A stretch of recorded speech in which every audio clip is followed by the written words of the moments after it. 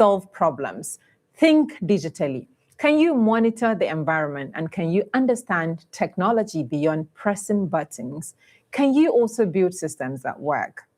Nigeria's ICT sector has become one of the most important parts of the economy. In 2024, the sector contributed about 17.68% to Nigeria's real GDP, according to analysis of National Bureau of Statistics data. But the deeper question is whether our schools, public institutions, and workforce are truly ready for the digital economy. The National Information Technology Development Agency says Nigeria is targeting 70% digital literacy by 2027 and 95% by 2030. That is ambitious, but ambition alone does not train people. Systems do, teachers do, curriculum does, infrastructure does, discipline does. Our guest today has lived through several layers of Nigeria's technology journey. He joined the Federal Ministry of Agriculture in 1976, became pioneer head of Computer and Information Services at the Raw Materials Research and Development Council, served as pioneer director of Planning, Research and Data Bank at NALDA, and later became director of Space Science Office in the Office of the Secretary to the Government of the Federation. He is an agronomist, remote sensing specialist, digital image processing expert, environmental monitoring specialist, educator, author, and executive director of Aflon Digital Institute, which has trained more than 16,000 graduates in different areas of information technology. Dr. AKIN, FAPOHUNDA, welcome to S24 Insight. It's my greatest pleasure to be here. Thank you so much. Your profile really speaks a lot, and I'm already like jittery to say, oh, where should I start from? There's a lot to talk about. So let's start from somewhere. And because you wear many caps, if I would say, let's start with the journey from agriculture to digital systems. Dr. FAPOHUNDA, your career cuts across agriculture, remote sensing, environment monitoring, etc. And what is the thread connecting all of this in our worlds today? How to survive. And I believe in self-reliance. My contemporaries like to spray on government, but government did not appeal to me the way things are done. I just knew with my 10 fingers and my brain, I could do anything. In the agri space, it was not functional. It cannot sustain you independently. We don't have agri business. We have only farming. It's only agri business that can sustain you. You can buy a car, build a house. I knew that would not work for me. It can't work for anybody up till now. So I've decided consciously that I have to go IT. ETF for February gave me a contract to produce 40,000 copies of my for about 12 million naira. At the time? At 1995. Tens of millions of naira. At 1995. Wow. So I wrote so many books to encourage people to learn IT. I've been changing from agri. Within IT, I've changed to web design. I'm now on artificial intelligence and robotics because I move with the time, and you have to move with the time. Nothing is static. That's really interesting. Beginning from November last year, I've imbibed artificial intelligence and robotics only, and I cannot live without it anymore. Wow. AI is it for me. For your age, I'm really interested to speak to you further on that. Let's start from where you started the whole of this journey from. You started as an agronomist, right? An agriculture expert, I believe. When did you start working? And what pushed you from working in agri to ICT? Well, in our own time, there are not so many disciplines now. You either read law, medicine, engineering. And I was not a very good student in my secondary school days. I had not discovered myself at all. I barely passed WAEC, not because I was not really good, but I had terrible home situation. When you are so those days, they say 8 p.m. when you put up the kerosene, you are wasting kerosene. No time to study at all. So that's where I was. So I was able to just enter UI with the minimum qualification available. But in the UI side, but I now discovered myself superlatively. I now know how to study and how to reason well. So, but I already in the agri sector, and I made the best out of it. And I joined the government. I was fighting for change, for agri business, Look, I started in a good environment in Kano. Abubakar, may God bless his soul. The man had the vision that is like Netherlands, where you live on farming. He created Tiga Dam, and I served at Kada for 1 year. It made me have interest that you have irrigation, you can produce 2-3 crops in a year. That was it. So I got converted. And then after NYC, federal government and everything went down. Federal government, Ministry of Agriculture is just papers and papers and papers. I survived the system. I didn't like it. Again, I moved to Raw Material Research Council. Agri-based raw materials to produce for industry, don't produce for raw export, process. For 3 years, I was director, head of agricultural raw materials to do backward integration. I also served in NTC, tobacco company, where they produce their tobacco and they make cigarettes. The value chain is controlled. But all those struggles, up to now, we don't have 500 hectare unit of farm anywhere. It's all 2 hectares, 3 hectares, 4 hectares. You can't make it. So, but there's still vast farmland in Nigeria. Of course. But the system, the political class wants to put the people down. Peasant farmer.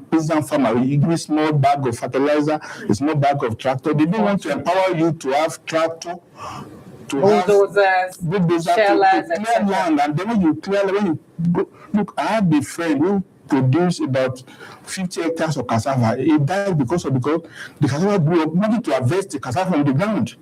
You cannot do cassava manually from the ground if the ground is too big. He planted too big. And was no technology to harvest. We have Center for Mechanization in Ilorin, but it's dead. So we are not primed for a great business. So when I became director of planning, now that's the worst experience. I traveled 36 states to go 500 hectares in every central district nationwide. I went by road for 8 years. Obama just came and shut it down. It closed it down because there are too many agencies of government. Imagine them closing them down. We have 400 tractors that don't disappeared. 400? Yeah, acquired by NIGERIA. Just disappeared because everybody just went away with it. The government was closed down. So part of fighting, I read remote sensing at my master's level in the United States. I was transferred to the Space Science Office in the presidency, and then they want to go satellite. So we satellite, we have no light, no water. Where would you go satellite? Where satellite for? When they said the office on the way to the airport, I said, this is a museum. You can't launch rockets from the airport road. Where I trained in the United States, 50 kilometers away from the nearest settlement where you can launch rockets. But they said the headquarters is on the way to the airport. I said, this is a museum. My time is up. I decided to just retire from government. And I started having a small school on my own just to survive. And the school is now 400 students in Kuje, and it's doing fine. That's really so much. Like, you've said a lot, and I feel like I don't know where we're going to even start from. You've mentioned we're supposed to have farmlands for agribusiness, not the peasant farmers that you... 2 hectares. That's you have just one bag of maize, that's all. You can't live on bag of maize. So you left the civil service what year? 2000, 26 years ago. 26 years ago. Everybody was supposed to read that I could be director of government with all the money, with everything. Stealing money though. Not for, money don't work for. I put everything aside and I decided to just take my destiny in my hands. And 20 years later, this is where you are. I put my children through school, all of them, they're fine. So that's really amazing. I believe that we should be bringing you back every now and then to speak to these issues, to remind the government and other policymakers that there is need to actually curate systems that work so that we can actually progress. You worked in government at a time when computerization was still new in Nigeria. What did you see early that many institutions were too slow to understand? Well, as I said, I converted from agriculture to computer science in University of Ibadan on my own. IT was nearby. I just picked interest. I bought my laptop, Apple IIc in in 1984 on my own. 1984? I owned my own personal computer, Apple IIc then. My children, they thought I bought TV. When I put the carton, they said, Daddy, you are saying for yourself. You didn't buy for us because we were buying color TV then.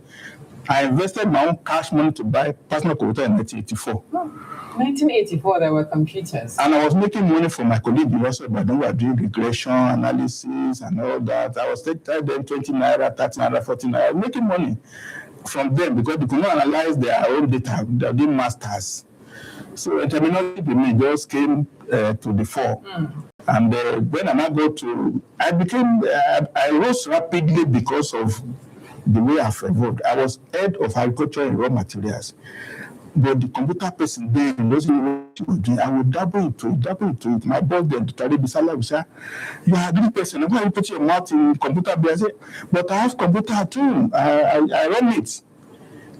We just bought 12 computers and they could not connect it. They couldn't connect. I said, can you connect? I said, I can. I connected it. You are not head of computer services. Please leave Agric. Anybody can do Agric. That's how I converted to computer science properly. And I was promoted to deputy director. I was catapulted because they had to head the department. And I was the only knowledgeable person in the organization. So it made me to rise from level 12 to level 16. 4 levels? In 4 years. Wow. In 4 years. That's earned, actually. It was earned. It wasn't because you know somebody. It's not because of close proximity to power. And when they advertised for now, the director planning, research, and data bank, I have a great background. I've put 3 years setting up a computer system for raw materials. And then, of course, 14 people for the interview. No competition. No competition. It's just, I've prepared. I'm prepared for it. That's amazing. It's a grace of God. What was the biggest resistance you in digital thinking into public institutions? Well, because I know very well, I had an encounter with Professor. He was the chairman of the board. Before I resumed duty at typewriters, before I resumed duty at director of planning research, and I told my boss, I'm not going to work with typewriters. We are buying computer. They said, but the board has already approved. They need to give order for it. I said, no, it will never be. He said, well, you will not meet Dachaba if you agree with you. So I traveled to Makobi to go and meet Dachaba. I said, we are not going to buy typewriters. It should be computers. It will be computers. And Grace, Professor Dachaba agreed with me that it is true. He himself was an analog person. But I persuaded them to become digital. To change the contracts from people. People got the contract, we are not counting your profit. But instead of supplying typewriters, give us computers. So I must commend Professor Dachaba for agreeing with me. This is how you director, I'm a professor. If I teach at the University of Ibadan, Dachaba. I took his course, economics, agroeconomics. So I knew him, but I had to meet him and say, sir, what you approved cannot stand. And he agreed. So no resistance in honesty. People are ready to embrace change, but many of them, they don't really want to learn. You only study geography, you're a geographer. You study economics. Nobody wants to move into other areas. People are safe in their comfort zone up till now. And I can speak that I was consultant to Onosai's head of service to do exam for directors where they want to become permanent secretaries. I was the examiner for IT for 9 years. You cannot become a permanent secretary unless you do IT exam. And I was the examiner. And the directors, after they have passed the exam, they don't know how to do duty. They just study to pass the exam. I don't think Onasaye really succeeded too much, despite it. The rate of success is very low. Because the big men, they don't really paper. They can operate even the cell phone, many of them up to now. They don't love send text. But to do complicated things, they cannot. That's really eye-opening. And technology is never just about machines, it's about mindset. Yes, it's mind. And, mindset is old. Even new machines become decoration when you don't change your mindset. What I'm able to do now, I can't believe it. At 72, that's really amazing. Let's take a quick break. When we return, we complete this episode and talk more to the personality of Dr. AKIN FAPOHUNDA on the journey so far. I believe we'll do more episodes because this is really interesting to find someone with this level of intellect and public service years and also running business. Stay with us. We'll be right back.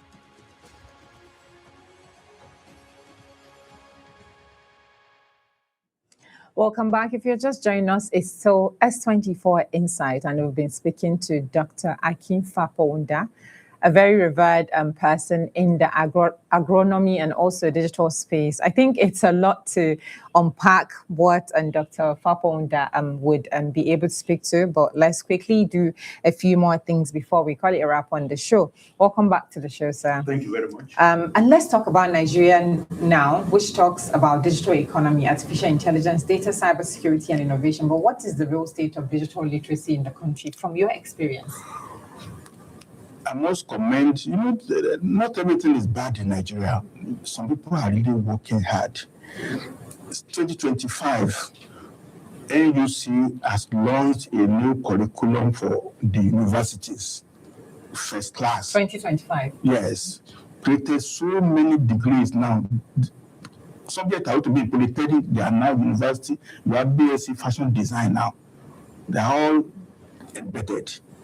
In addition, we also created the new curriculum for primary and secondary school, also in 2025. Oh. What it means now is that all textbooks that we have now, they have become obsolete. Knowledge is the same. Physics is physics. Chemistry is chemistry, but it's now rearranged. What we're going to study in SS3 is now in SS1. What we're going to do in 300 level university is now on 100 level. So it's rearranged. So I've taken this as a big challenge of my life. I can't finish it. 100 level course alone, I usually there are 280, 100 level series of courses in the Nigerian system now. Mathematics 101, Chemistry 101, Physics 101. There are 280 of it. Each one we need to produce learning material for a semester each. I've taken that one now. I've created the website cns.com.ng and I'm creating curriculum using AI now. I've done Mathematics 101, Chemistry 101, Physics 101. I've done General Studies 101. I'm doing it now. I'm creating a website to just give the access to materials because there are 304 universities in Nigeria. If you are taking Mathematics 101, there have to be 304 lecturers and different levels of competence. But the document I'm producing now, lecture note, will be a standard document that any student anywhere can access it. Is it monetized? It's not monetized. You pay little money, 5,000, 10,000 per semester. It will be. Because anything that is free will never be appreciated. It will not. But I know I'm putting a lot of effort. So, in effect, the change has come. And it's going to be driven by technology. I mean, if you're writing a book in the past, one book alone will take you maybe 2 years to write. Or more. Manuscript. But I've drafted 10 courses now, 15 weeks in a semester. I've done 10 already in the last 1 month.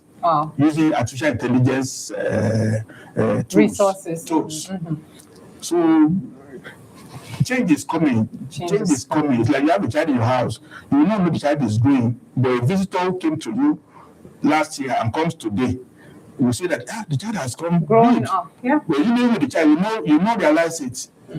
So things are happening, and I'm happy to be part of the change. You've talked about education and curriculum. Let's quickly brush through what you've done at the Aflon Digital Institute, which trained hundreds of FCTA teachers and civil servants in 2011. What did that experience teach you about the relationship between teacher capacity and national digital transformation? Well, my experience, I started doing computer training alone for postgraduates, UCOPers. The time when you have to do aptitude tests, you cannot get employment unless you have a certificate of computer. I was doing that. But a few years ago, I realized that we need to start from secondary school. So I wrote books for primary 1, 2, 3, 4, 5, 6, SS1, SS2, like that. And the books are used in my school. So we start them young in my own school. And the books are available to people. I've made some money selling it to general public. The last 1 month now, in 2 days, I prepared revision notes, 100 pages each from all my subjects. Wow. Summarize SS1, SS2, SS3 into a document, all the major topics with why questions and answers for chemistry, biology, physics, geography, economics. I did it 10 subjects and I give it free. To your students? No, across. Across? Across. I put it online. Across. Anybody can download it. The revision notes. Wow. You should not have to have textbook of physics, 400 pages. I've taken all the major topics out. And they put why questions the last 5 years, recording questions. I put it available for my students in my school. And then for general all proprietors. I'm a member of the proprietors of schools in Nigeria. So I put it on the platform. Wow. A lot can be done. That's now. laudable. I think there is a program, civic program called Governance Room for S24. We are launching it. We'd like to probably invite you in one of the episodes, and also maybe you can bring people that are leading in your school to speak to Absolutely. issues. That will be it. Pleasure. Thank you so much, sir. Pleasure. So let's talk about what Nigeria must do in the next 5 years if it does not want to remain a consumer nation in the digital world. God save me. We don't have infrastructure. It's no point to say hope. Hope has no foundation, is useless. We don't have power. So we can't do anything with that power. Until the power situation is solved. You are manufacturing. What are you manufacturing? You are paying how much for this? 2,000 per liter. You are using petrol. You can't manufacture anything. Our economy is a giant market for the Chinese. Every supermarket, everything in the shop is Chinese. And to manufacture, you must produce raw materials, you must have the process, and then you must have the equipment. To run the equipment, you need power. And there's no power. I cannot invest in anything in the next 5 years. If you can solve power problem in the next 5 years, then the way to do it is to actually have oases of excellence. You have, if you say Kogi now is agri zone, invest in power there, invest in processing there, let farmers be there. Everything. You create small the value chain. You create small oases. You can't do nationwide. So you can take a modular approach to select certain areas and make them to be product specific, plus processes involved, and give them power. Don't let us have a generator in residential. Spend money to create power that is suitable for the manufacturing you are doing. To make shoes, you can have a garment factory cluster in a place. All they are making is clothes. Then you are going to go cotton nearby. Then you are going to make dyes. Then you make threads. Then you have machines that will produce yards of cloth. And then you sew. Everything will be in that village. So it's a value chain there. And everything. If you can do that, you want make shoes, make socks, make clothing, shirts, fabrics, make clothes, then make Zobo drink. We should have a period to produce Zobo drink. I think there are a few smaller companies doing that. It's not the big ones. We need to have a whole village where they are all making Zobo. All they are doing is Zobo. Everybody there. You have the big equipment to take the raw product, process it as intermediate products. But you have to go and buy from Dawes, buy from Bauchi. Transportation is too difficult for you. Yeah. So we are not thinking this country. We have to think. We need to think. We are not thinking. We need to think. We need to think. So if you could give one national warning and one national instruction on technology, what would they be? Well, technology, we are used to buy. We let everything we import. But it's from within. You have to have from within. A nation has to have assimilation of technology. Technology for what? If you want to produce food, then all our raw material for food, millet, maize, zobo, we do everything based on it. In a school, you have food drink based on zobo. All schools in Nigeria, they will take zobo as a drink when they're on break. You understand? You can add a little milk to it. But it's zobo drink. Then you created a big industry for zobo. India did it with limca. It's opposite of bitter lemon. We need to produce our own product based on our own environment for our own people.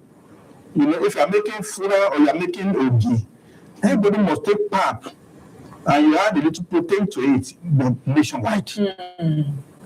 Pap, that's the basic food we are going to take every morning, maybe 3 times a week. If government were to say, set up a factory to make pap for 20 million Nigerian children, then go and borrow money, set up that sector in 6 zones. Big industry. Zones, So produce pap for all children in school, 20 million of them. Is that not industry? It is. Is it not based on our environment? It is. Are we taking custard? No. Quaker oats. We replace Quaker oats, replace custard with pap.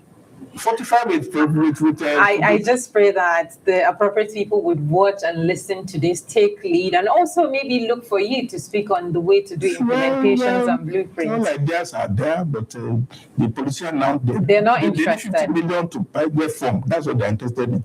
100 million to get form, so that they can get in type of allocation, and they do personalize the allocation in the state or in local government. That's their focus. As well. Let's quickly move to rapid fire segment where we ask you questions with short answers, yes or no, or a short sentence. Let's start with this one. Certificate or competence? Oh, absolutely competence. Data or politics? Combined, but you need data. Data come first. You don't live on falsehood. The population is fake. We have 300 million, 400 million. It's fake. We don't know anywhere. Yes, because the last population census was in 2006 and we've not been able to do another one. 33%. Yeah. It's fake. It is. It's fake. Now, let's go to coding or problem solving. Code is a tool. You must have the problem first. You identify the problem, then coding is just a process of how you get it solved. So, problem solving. Digital literacy or digital entertainment? Entertainment is just Hollywood. It's just out here, So, entertainment is not the issue. So entertainment is when you are actually leisure. If you not put leisure over everything, then you are empty. Of course, yes. Teacher training or student devices? Teachers still, you need leaders to teach. Leaders to teach. AI, opportunity or threat? It depends. To me, it's a great opportunity. It's not threat. What threat? Some will say you will take people's jobs. New jobs. I've created new jobs in the last. I'm taking on the university system now to produce textbooks. I'm going to make life easy for people. For students. Opportunities now exist to do so. You can do more now with AI. With AI. So, what's Nigeria's biggest tech weakness? We are just not interested in learning. We're not interested in learning. We are not interested and what can we do to be interested in learning? Until we are beaten in the head. Because you have to. If there's no pressure on you, you would not take. If there's no exam, you're not be a good student. Yeah. Exam is what disciplines you. Yeah. Exam is coming. If you don't recall where there's no exam, you just take notes plenty and then and go for shopping. So now one digital skill every graduate must learn. Thinking, process thinking. Process thinking as a digital skill. Because you must know the first principle of anything before you can automate the process. Okay. One thing government must digitize urgently. Records. And finish this line. Nigeria's digital future depends on our innate abilities for change. Our innate ability for change. change. Thank you so much, Dr. AKIN FAPOHUNDA, for joining us on S24 Insight. Today's conversation leaves us with a clear message. Technology is not the future anymore. It is the present. The question is whether Nigeria is preparing its people for that present or still training them for yesterday. A nation that wants food security must understand data. A nation that wants climate resilience must understand environmental monitoring. A nation that wants efficient government must understand digital systems. And a nation that wants job must teach competence, not certificates alone. Dr. FAPOHUNDA's story reminds us that technology is not only about devices, it is about vision. It is about systems, about knowledge that can be applied. And it is about the courage to keep learning before the world moves ahead without us. So today, we leave you with this question. If the future is already digital, how long can Nigeria afford to keep training people for an analog world? I am Halima Abdullah, and this is S24 Insight. Bye for now.